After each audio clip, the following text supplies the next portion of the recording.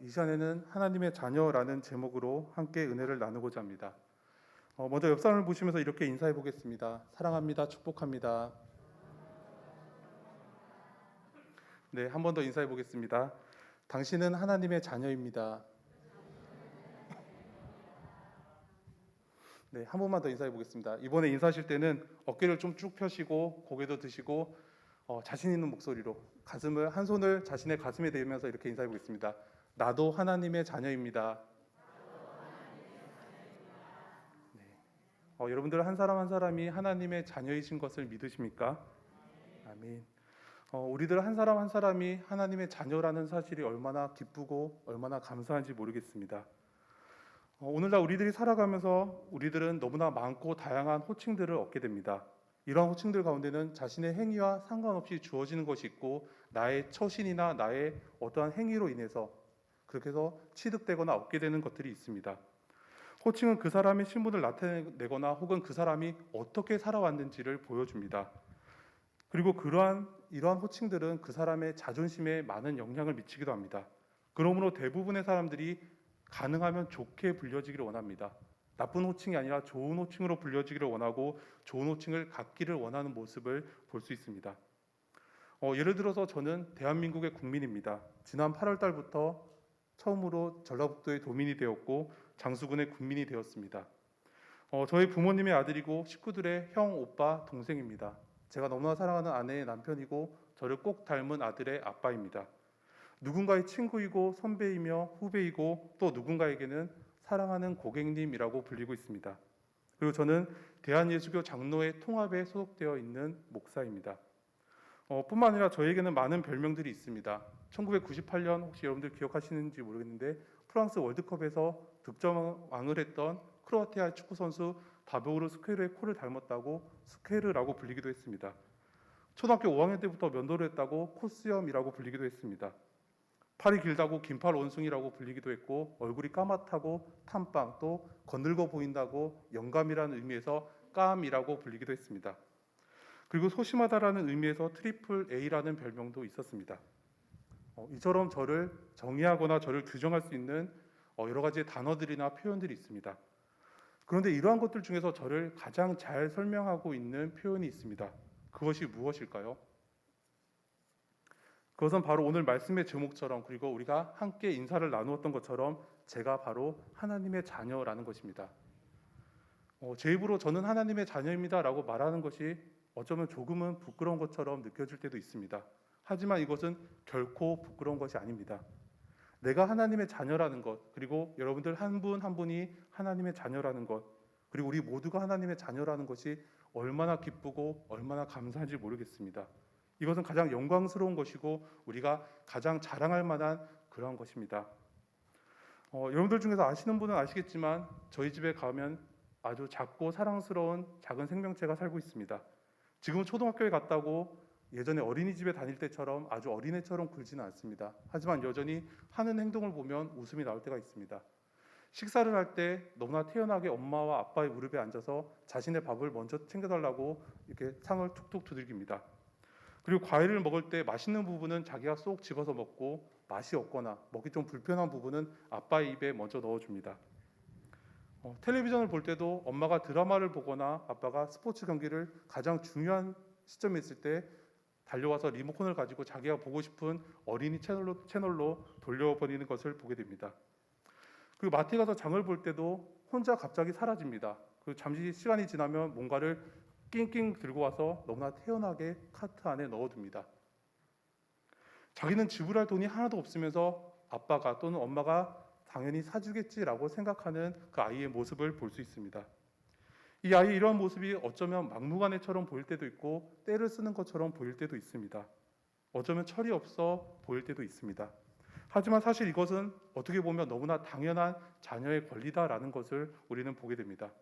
나는 돈이 없지만 엄마는 돈이 있으니까, 나는 힘이 없지만 아빠는 힘이 세니까 이 아이는 부모를 믿고 자기가 하고 싶은 대로 행동을 하는 것입니다. 이것이 바로 자녀된 권리입니다. 마찬가지로 오늘 우리들도 마찬가지입니다. 우리 아버지이신 하나님께 어떨 때는 죄송스러운 마음으로, 어떨 때는 막연한 마음으로, 어떨 때는 막무가내 때를 쓰기도 합니다. 왜냐하면 하나님이 바로 우리의 아버지이시기 때문입니다. 그리고 우리는 하나님의 자녀이기 때문입니다.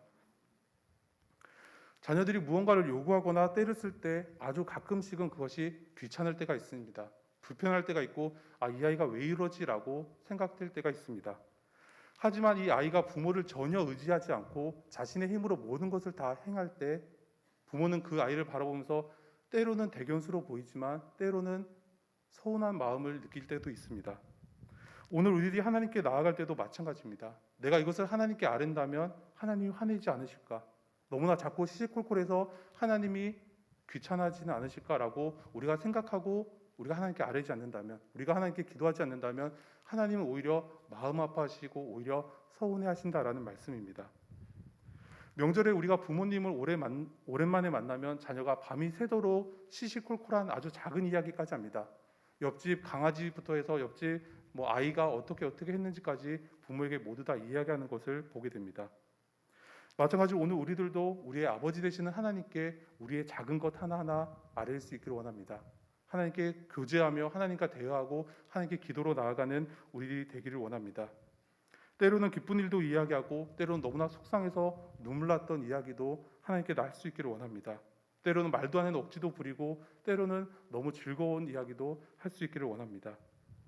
세상의 부모들은 때로는 귀찮아하고 때로는 화를 낼 수도 있습니다. 그러나 우리의 하나님 아버지는 우리를 그 넓은 품에 안아주시고 우리의 작은 신음소리까지도 모두 다 들어주십니다. 그리고 우리에게 반드시 응답해 주십니다.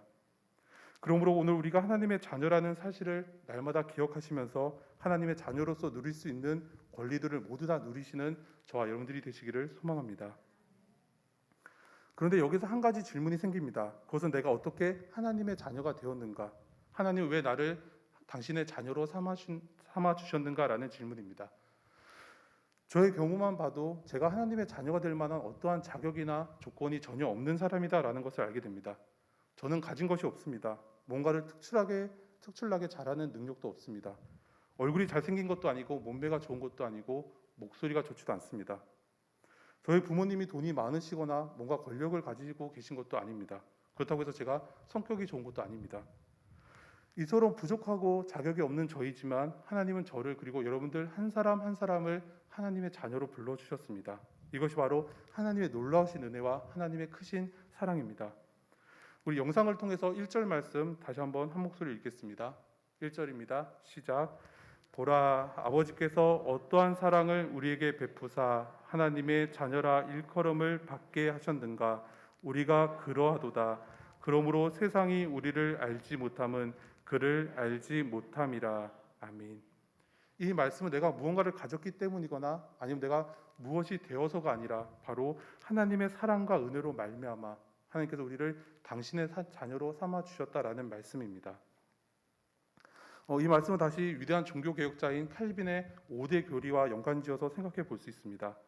칼빈은 전적 타락, 무조건적인 선택, 제한적 속죄, 불강력적인 은혜, 성도의 견인이라는 이 5가지의 교리를 이야기합니다.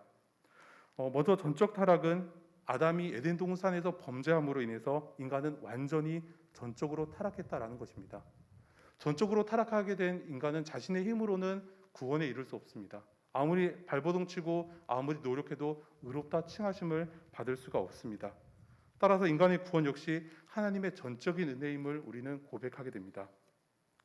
그런데 하나님의 선택은 값없는 은혜의 행위이며 하나님께서는 모든 인간을 선택하셔서 그들을 예수 그리스도를 통해서 믿음으로 나오게 하셨습니다. 이것이 무조건적인 선택입니다. 그리고 세 번째, 제한적 속죄입니다. 그런데 여기서 제한적이라는 말을 오해하고 착각하는 사람들이 있습니다. 제한적이다라는 말이 하나님의 능력이 한계가 있구나, 하나님의 능력이 제한적이구나라고 생각하는 사람들이 있습니다. 하지만 여기서 말하는 제한적이다라는 것은 하나님의 능력이 아니라 그것을 받아들이는 우리의 마음을 이야기하는 것입니다. 이것을 가장 쉽게 설명하는 것이 민수기 21장에 기록되어 있는 광야의 노뱀 사건입니다. 출애굽한 이스라엘 백성들이 광야길을 가다가 아말렉이라는 적을 만났을 때 그들을 피해서 우회하게 됩니다. 이것을 통해서 그들이 하나님께 원망하고 모세를 불평하고 모세를 돌로 치려 하는 모습들이 있었습니다. 그러자 하나님께서 불뱀을 보내셔서 그들을 징계하시게 됩니다. 그리고 백성들이 회개하며 부르짖자 모세를 통해서 노뱀을 만들게 하시고 그것을 쳐다본 사람은 모두 다 살게 해주셨습니다. 그런데 중요한 것은 하나님께서 노뱀을 분명히 세워주셨지만 그것을 모든 사람들이 쳐다보지는 않았다라는 것입니다. 이 노뱀을 쳐다본 사람들은 모두 다 살게 되었지만 노뱀을 끝까지 쳐다보지 않은 사람들은 모두 다 죽게 되는 모습들을 보게 됩니다. 이것이 바로 제한적인 속죄입니다. 하나님의 크신 사랑으로 구원의 문은 누구에게나 열려 있습니다. 하지만 모든 사람이 다 구원을 받는 것이 아니라 예수 그리스도를 나의 삶의 구주로 고백하고 영접하는 사람만이 구원을 받을 수 있다라는 것입니다. 그리고 불가항력적인 은혜입니다. 이것은 어린아이가 태어날 때 자신의 부모를 선택할 수 없듯이, 그리고 그릇이 그것을 만드는 사람에게 항거할 수 없듯이 우리는 우리를 부르시는 하나님의 은혜에 발버둥 치거나 그 은혜를 거절할 수가 없다라는 것입니다. 하나님께서 택하신 사람은 그가 아무리 발버둥을 치고 그가 도망을 가도 결국에는 만신창이가 되어서라도 하나님께 나오는 모습을 보게 됩니다. 이것이 바로 불가항력적인 은혜입니다. 그리고 마지막으로 성도의 견인입니다. 예수 그리스도로 구원함을 받고 믿음을 갖게 된 사람은 모두 다 구원을 받게 됩니다. 다시 말해서 하나님께서 우리의 구원을 이루어 주셨기 때문에 하나님께서 끝까지 마지막까지 우리의 마음과 생각을 지켜주시고 보호해 주신다라는 것입니다. 그렇기 때문에 우리가 할 수 있는 것은 오직 감사와 찬양밖에 없다라는 것입니다. 이처럼 오늘 우리들은 아무런 자격이 없는 사람들이지만 하나님의 크신 사랑과 은혜로 하나님의 자녀가 되었고 하나님의 구원을 받는 놀라운 은혜를 입게 되었습니다. 이러한 놀라운 하나님의 사랑에 대해서 사도 요한은 오늘 본문 다음에 있는 요한일서 4장 19절에서 이렇게 말씀합니다. 우리가 사랑함은 그가 먼저 우리를 사랑하셨습니다. 아멘. 이 말씀, 우리가 먼저 하나님을 사랑한 것이 아니라 하나님께서 먼저 우리를 사랑하셨다라는 말씀입니다. 그리고 우리가 사랑받을 만한 어떠한 자격이나 공로가 있어서 하나님이 우리를 사랑해 주신 것이 아니라 하나님은 아무런 조건 없이 우리를 사랑해 주셨고 우리를 그 품에 안아 주셨다라는 말씀입니다. 이것은 바로 하나님께서 사랑이시기 때문입니다. 사랑은 허다한 허물을 덮고 보호합니다. 자식을 사랑하기 때문에 부모는 자식의 잘못이 드러나는 것을 어떻게든지 감추려고 합니다. 또한 자식의 죄를 부모가 대신 지려고 하는 모습들을 볼 수 있습니다. 이것이 바로 자식을 생각하는 부모의 사랑입니다. 미움이라는 것은 다른 사람들의 아주 작은 허물조차도 모두 다 드러나게 합니다. 하지만 사랑은 덮어주고 감싸주고 보호해줍니다. 그래서 베드로전서 4장 8절을 보면 무엇보다도 뜨겁게 서로 사랑할지니 사랑은 허다한 죄를 덮느니라 라고 말씀합니다. 그리고 사랑은 헌신하고 봉사하며 양육하고 보호합니다. 여기 계신 우리 성도님들 이미 많이 경험하셨겠지만 아이를 향한 부모의 사랑은 그 헌신은 이루다 말로 할 수가 없는 것입니다. 여러분들 혹시 펠리칸이라는 새를 아십니까? 요즘에는 그렇게 인기 있는 브랜드는 아닌데 제가 어릴 때만 해도 멕시카나와 함께 가장 인기가 있었던 치킨 브랜드가 페리카나라는 치킨 브랜드가 있었습니다. 이 페리카나라는 치킨 회사의 상징 표시가 바로 이 페리칸이라는 새였습니다. 그런데 이 페리칸이라는 새 중에서 새끼를 가지고 있는 어미가 겨울을 나는 독특한 방식이 있다라고 합니다. 가을이 되면 새끼를 가진 어미들은 물고기를 잡아서 그 자리에서 먹는 것이 아니라 자신의 턱에 있는 커다란 부리 주머니에 물고기를 차곡차곡 쌓아둔다고 합니다. 그리고 추운 겨울을 맞이했을 때 이 자기가 보관했던 그 커다란 부리 주머니에서 물고기를 한 마리씩 꺼내서 새끼들에게 먹인다고 합니다. 그런데 예전보다 추위가 길어져서 이 부리 주머니에 있는 물고기가 다 떨어질 때가 있습니다. 그럴 때 부모는 그 어미새는 아무런 망설임 없이 자신의 가슴살을 쪼아서 새끼에게 먹인다라고 합니다. 기나긴 겨울을 지내는 동안 어미는 서서히 죽어가고 이 새끼는 더욱더 튼튼한 몸으로, 단단한 몸으로 그 따뜻한 봄을 맞이하게 되는 것입니다. 자신의 눈앞에서 사랑하는 자식이 죽어간다면 그 어떠한 부모가 자신의 살인들 아까워하겠습니까? 저라도 저의 아이를 위해서 기꺼이 저의 살을 내어줄 것입니다. 이것이 바로 부모의 마음이고 자식을 생각하는 부모의 사랑입니다. 하나님이 우리를 사랑하신 사랑이 바로 이러한 사랑입니다. 우리가 너무나 잘 알고 있고 어릴 때부터 한 번쯤은 꼭 외워보았을, 암송해보았을 만한 말씀이 있습니다. 바로 요한복음 3장 16절의 말씀입니다. 우리 요한복음 3장 16절 말씀 한번 큰 목소리로 한번 외워보겠습니다. 시작. 하나님이 세상을 이처럼 사랑하사 독생자를 주셨으니 이는 그를 믿는 자마다 멸망하지 않고 영생을 얻게 하려 하심이라. 아멘. 하나님이 세상을 이처럼 사랑하사 독생자를 주셨으니 이는 그를 믿는 자마다 멸망하지 않고 영생을 얻게 하려 하심이라. 하나님은 세상을 사랑하셔서 당신의 하나밖에 없는 독생자 예수 그리스도를 이 땅에 보내주셨습니다. 하나님의 사랑은 독생자 예수 그리스도를 통해서 나타났습니다. 예수 그리스도가 바로 하나님의 사랑이시기 때문입니다. 하나님은 우리를 위해서 이 땅에 독생자 예수 그리스도를 보내주시고 십자가에서 죽으시기까지 우리를 사랑해 주셨습니다. 그리고 예수 그리스도의 십자가에서 죽으심과 부활로 인해서 우리를 죄에서 구원으로, 멸망에서 생명으로, 마귀의 자녀에서 하나님의 자녀로 우리를 건져 주셨습니다. 그리고 하나님은 우리를 끝까지 지켜주시고 보호해 주십니다. 로마서 8장 37절에서 39절의 말씀을 보면 그러나 이 모든 일에 우리를 사랑하시는 이로 말미암아 우리가 넉넉히 이기느니라. 내가 확신하노니 사망이나 생명이나 천사들이나 권세자들이나 현재일이나 장래일이나 능력이나 높음이나 깊음이나 다른 어떤 피조물이라도 우리를 우리 주 그리스도 예수 안에 있는 하나님의 사랑에서 끊을 수 없으리라라고 말씀합니다. 그 어떠한 시련이 우리에게 오고 그 어떠한 환난이 온다 할지라도 이 모든 것들이 우리 주 그리스도 예수 안에 있는 하나님의 사랑에서 우리를 결코 끊을 수가 없다라는 말씀입니다. 이것은 바로 하나님이 우리의 아버지가 되어주시기 때문입니다. 그 모든 어려움과 시험과 환난도 모두 다 우리의 아버지 되시는 하나님께서 막아주신다라는 것입니다. 또한 우리에게 이길 수 있는 힘과 용기를 주신다라고 말씀합니다. 그러므로 오늘 우리는 우리의 아버지 되시는 하나님만 온전히 믿고 담대히 나아가면 되는 것입니다.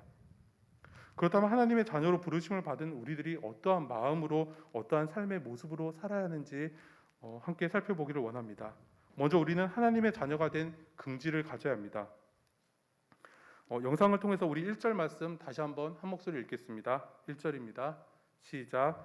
보라, 아버지께서 어떠한 사랑을 우리에게 베푸사 하나님의 자녀라 일컬음을 받게 하셨는가. 우리가 그러하도다. 그러므로 세상이 우리를 알지 못함은 그를 알지 못함이라. 아멘. 사도 요한은 오늘 본문을 보라라는 단어로 시작합니다. 사도 요한이 오늘 본문을 보라라는 말로 시작하는 이유는 바로 그가 쓰는 편지를 받을 그가 사랑하는 모든 사람들에게 내가 경험했던 하나님의 사랑이 얼마나 깊은지, 그것이 얼마나 풍부한지를 알기를 원하는 마음입니다. 그리고 이 말씀은 죽을 수밖에 없는 죄인들을 하나님께서 크신 사랑으로 건져주셨기 때문에 그 사랑을 받은 사람들이 자부심을 가지고 긍지를 가지고 살라라는 말씀입니다. 그렇다면 이 긍지라는 것이 어떤 것일까요? 먼저 우리는 생활을 잘해야 합니다. 다시 말해서 잘 살아야 한다라는 말씀입니다. 우리는 항상 행동을 조심해서 다른 사람들에게 손가락질을 받지 말아야 합니다. 내가 하는 행동, 말하는 태도, 생각하는 것, 그리고 생활하는 스타일의 모든 것들을 통해서 우리는 세상에서 빛과 소금의 역할을 감당해야 합니다. 다른 사람들에게 본이 보이는 삶을 살아야 한다라는 것입니다.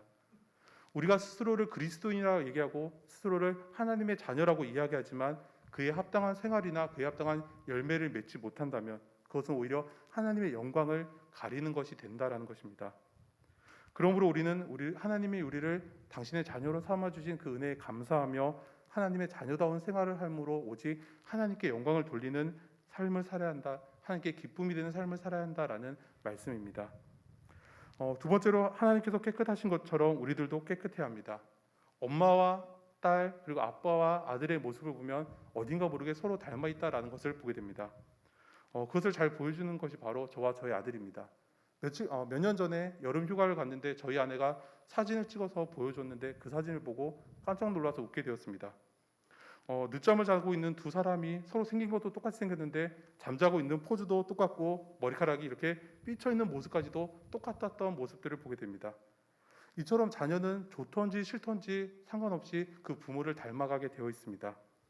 그러므로 오늘 우리가 하나님의 자녀가 되었다라고 한다면 오늘 본문 3절에 주를 향하여 이 소망을 가진 자마다 그의 깨끗하심과 같이 자기를 깨끗하게 하느니라 라는 말씀대로 하나님을 닮아서 깨끗하게 되어야 하는 것입니다. 여기서 깨끗하다라는 말은 옷을 잘 입거나 샤워를 잘하는 것이 아닙니다. 우리의 마음이 깨끗해져야 한다라는 것입니다. 그래서 사도 바울은 그러므로 사랑받는 자녀같이 너희는 하나님을 본받는 자가 되고라고 우리에게 하나님을 본받으라라고 권면하고 있습니다. 그리고 예수님도 마태복음 5장 48절에서 그러므로 하늘에 계신 너희 아버지의 온전하심과 같이 너희도 온전하라라고 말씀합니다. 자녀가 부모를 닮아가듯이 오늘 우리들도 우리의 아버지이신 하나님을 온전히 닮아감으로 깨끗한 사람, 거룩한 사람이 되어서 우리가 하나님의 자녀가 되었다라는 사실을 세상 사람들에게 당당하게 보여줘야 한다라는 것입니다. 마지막으로 우리는 의를 행하고 형제를 사랑하는 사람이 되어야 합니다. 우리가 하나님의 자녀가 되었다라는 것을 어떻게 나타낼 수 있겠습니까? 그것은 바로 형제를 사랑하고 이웃을 사랑하는 것입니다. 야고보서 2장 14절을 보면 내 형제들아 만일 사람이 믿음이 있노라 하고 행함이 없으면 무슨 유익이 있으리요 그 믿음이 등이 자기를 구원하겠느냐라고 말씀합니다. 행함이 있어야 함을 우리에게 분명히 말씀해 줍니다. 그리고 이어서 15절에서 17절을 보면 만일 형제나 자매가 헐벗고 일용할 양식이 없는데 너희 중에 누구든지 그에게 이르되 평안히 가라 덥게 하라 배부르게 하라 하며 그 몸에 쓸 것을 주지 아니하면 무슨 유익이 있으리요 이와 같이 행함이 없는 믿음은 그 자체가 죽은 것이라라고 말씀하고 있습니다. 이 말씀 우리가 말로만 하는 사랑이 아니라 행함을 통한 사랑을 해야 한다라고 말씀하는 것입니다. 그리고 이 말씀은 보이는 형제를 사랑하지 않는 사람은 보이지 않는 하나님을 결코 사랑할 수 없다라는 요한일서 4장 20절의 말씀으로 연결이 됩니다.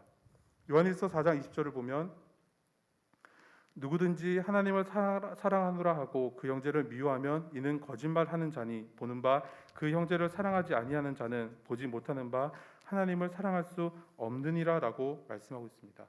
우리가 우리의 이웃들을 우리의 형제들을 사랑하는 것이 얼마나 중요한지를 우리에게 말씀해 주는 것입니다.